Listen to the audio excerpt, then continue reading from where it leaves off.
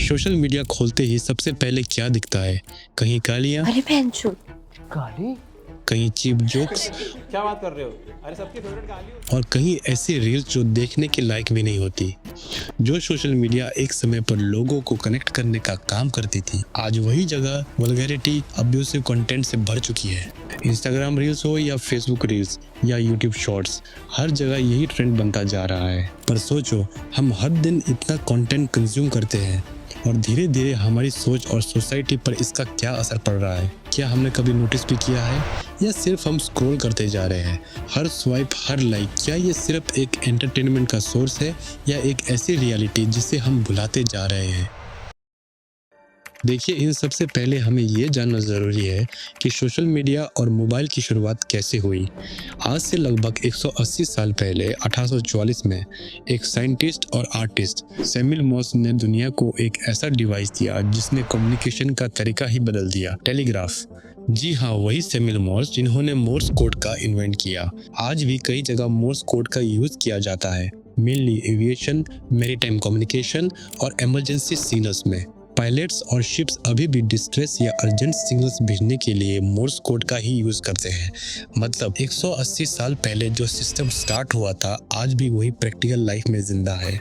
1832 में यूरोप से वापस आते वक्त मोर्स ने एक फेलो पैसेंजर के साथ इलेक्ट्रोमैग्नेट और इलेक्ट्रिसिटी के बारे में बात करनी शुरू की, और ये कन्वर्सेशन उनके लिए एक इंस्पिरेशन थी। और सोचने लगे, अगर हम इलेक्ट्रिसिटी का यूज करके मैसेज दूर दराज के इलाकों तक भेज सके तो कम्युनिकेशन कितना फास्ट और आसान हो जाएगा। जब मोर्स अमेरिका लौटे तो उन्होंने इस थ्योरी पर काम करना शुरू किया और एक ऐसा सिस्टम बनाया जिसमें मैसेजेस डॉट्स और डैशेस के कॉम्बिनेशन में कन्वर्ट होते थे, जिसे आज हम मोर्स कोड कहते हैं। 24 मई 1844 को वाशिंगटन डीसी के कैपिटल से उन्होंने पहला मैसेज भेजा, व्हाट हैथ गॉड रॉट। इसका मतलब था, गॉड ने क्या कमाल कर दिया। देखिए, जैसे ही सैमुअल मॉर्स ने टेलीग्राफ और मोर्स कोड का इन्वेंट किया, कम्युनिकेशन का कॉन्सेप्ट ही चेंज हो गया। दूर दराज के लोग अब इंस्टेंट मैसेज भेज सकते थे। टेलीग्राफ एक रेवोल्यूशनरी इन्वेंशन था, लेकिन इसमें एक बड़ी दिक्कत थी, ये सिर्फ डॉट्स और डैशेस में ही सिग्नल भेजा करता था और हर लेटर और हर नंबर के लिए एक अलग कॉम्बिनेशन हुआ करता था। अब आप खुद ही सोचिए, एक सिंपल सेंटेंस भेजने के लिए लेटर को कोड में कन्वर्ट करना पड़ता था, और जो मैसेज रिसीव करता था उसे भी उन कोड्स को फिर से नॉर्मल लैंग्वेज में ट्रांसलेट करना पड़ता था, जो कि काफ़ी सरदर्दी का काम हुआ करता था। इसीलिए आम इंसान के लिए ये काम ऑलमोस्ट इम्पॉसिबल था। इसीलिए ट्रेन टेलीग्राफ ऑपरेटर्स ही मैसेज को समझ पाते थे, और जो थोड़ा कम एक्सपीरियंस वाले हुआ करते थे वो कभी कभी गलत सिग्नल भी भेज दिया करते थे, और जिसे उस टाइम पर हॉग मॉर्स कहा जाता था।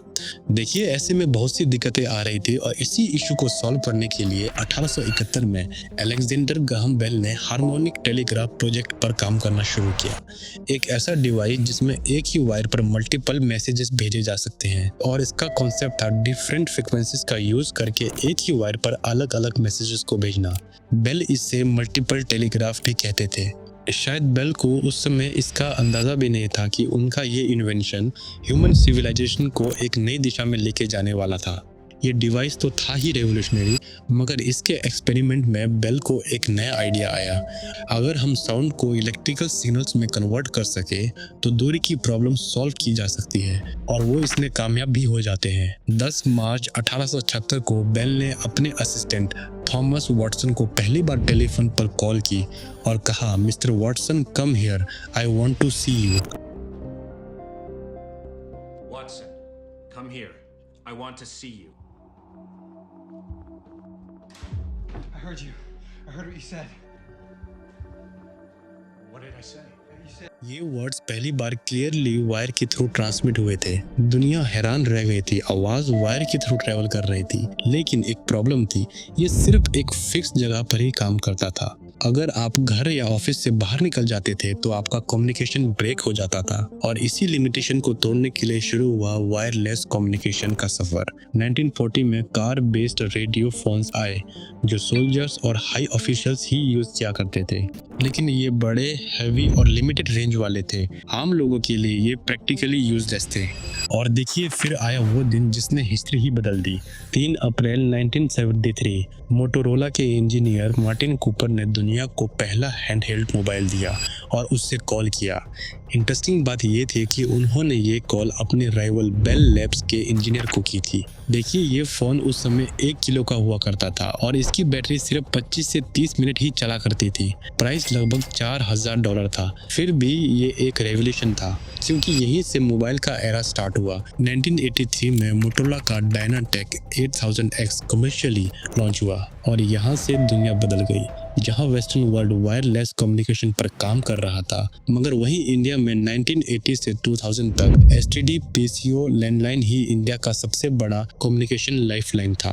1970 से 1980 तक लैंडलाइंस बहुत रेयर थे, सिर्फ गवर्नमेंट ऑफिसेज या अमीर लोगों के घर में हुआ करते थे। देखिए 1980 से 1990 में एसटीडी आया तो लोगों को बिना ऑपरेटर के सीधे दूसरे सिटी में कॉल करने की सुविधा मिली और इसी दौरान पीसीओ बूथ्स भी शुरू हुए। किसी छोटे टाउन या गांव के बीच में एक येलो कैबिन होता था जिसमें कॉइन डालकर या टोकन देकर कॉल कनेक्ट किया जा सकता था। और फिर 1990 के एंड तक आते आते इंडिया में मोबाइल का एरा स्टार्ट हुआ। पहले लोग मोस्टली पीसीओ बूथ्स या लैंडलाइन का ही यूज करते थे। अभी भी कॉल्स करना पब्लिक के लिए लिमिटेड फैसिलिटी थी और इसी गैप को फिल करने के लिए एंट्री होती है प्राइवेट ऑपरेटर्स की, एयरटेल, वोडाफोन, बीएसएनएल, और इसी वजह से जो प्राइसेस थे ग्रेजुअली घट जाते हैं। इन प्राइवेट कंपनीज ने नेटवर्क कवरेज को एक्सपेंड किया और लोगों के लिए मोबाइल फोन एक्सेसिबल बना दिया। और देखिए इसी के साथ अफोर्डेबल हैंडसेट्स भी मार्केट में आए।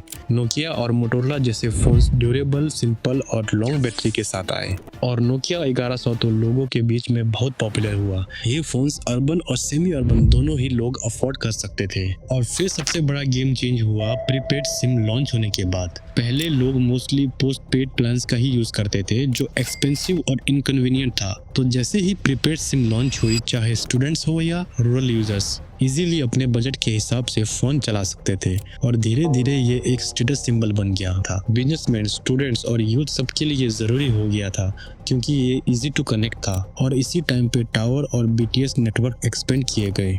2G और 3G नेटवर्क ने रूरल एरियाज तक सिग्नल पहुंचा दिए। और फिर दौर शुरू होता है सोशल मीडिया और वल्गैरिटी का। देखिए हमारे पास सन 2000 में मोबाइल फोन्स आए और साथ में 3G नेटवर्क्स। पहली बार हम छोटे फ़ोन में इंटरनेट एक्सेस कर सकते थे।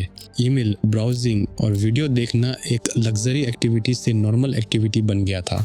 और 2016 में आया 4G और हम सभी जानते हैं कि इसके बाद एकदम से सोशल मीडिया में वल्गर और अब्यूजिव कंटेंट का बूम हुआ। फेसबुक, इंस्टाग्राम, यूट्यूब, व्हाट्सएप और शॉर्ट वीडियो ऐप्स जिसमें ऐसे क्रिंज क्रिएटर्स आए जिन्होंने थोड़े से लाइक्स और व्यू के लिए अपना वीडियो वल्गैरिटी से भर दिया। और अभी चल रहा है 5G का दौर जिसने अल्ट्रा हाई स्पीड और लो लेटेंसी में हर इंसान के हाथ में सुपर कंप्यूटर दे दिया है।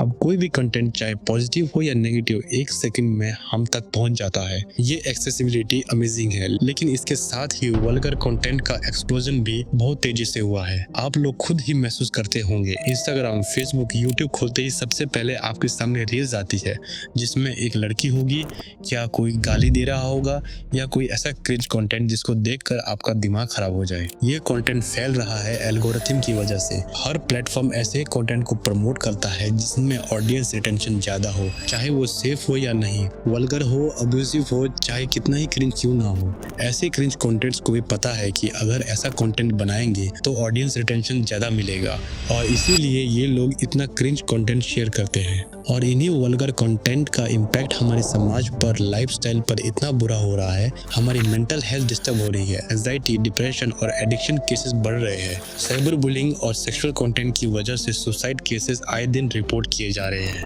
आप एक बार को खुद सोचिए, एक स्कूल का बच्चा जो स्कूल जाता है और वो डेली ऐसे वल्गर और छपरी कंटेंट्स लगातार कंज्यूम करता है तो उसकी मेंटेलिटी क्या होगी। देखिए इसका एक ही सॉल्यूशन है, अवेयरनेस और डिजिटल लिटरेसी। ऐसे वल्गर और क्रिंज कंटेंट को रिपोर्ट करे और अपना स्क्रीन टाइम लिमिट करे और पॉजिटिव कंटेंट ही शेयर करे। दोस्तों, टेक्नोलॉजी अपनी जगह में एक मिरेकल है। मोबाइल, इंटरनेट और सोशल मीडिया ने हमारी लाइफ को कनेक्टेड और इजी बनाया है, लेकिन अगर हम कंट्रोल और अवेयरनेस के साथ इसे यूज नहीं करेंगे तो ये खुद एक ट्रैप बन सकती है। हमारी रिस्पॉन्सिबिलिटी बनती है कि हम सोशल मीडिया को अपने और सोसाइटी के लिए पॉजिटिव और प्रोडक्टिव टूल्स बनाएं। ना कि डिस्ट्रैक्शन और नेगेटिविटी का सोर्स।